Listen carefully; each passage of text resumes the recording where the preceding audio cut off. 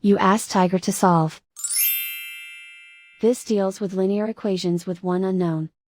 The final result is x equals 10/9. Let's solve it step by step. Group all constants on the right side of the equation.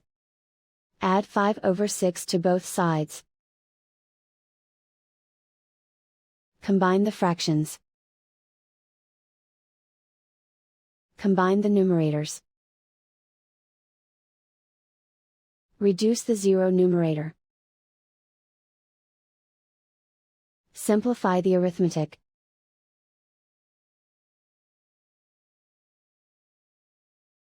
Isolate the x. Multiply both sides by inverse fraction 4/3.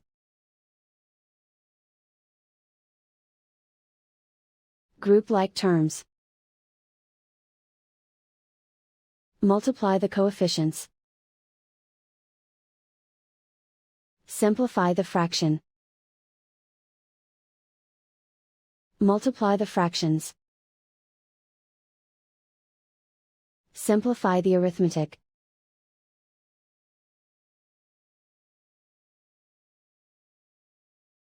And so the final result is x equals 10/9.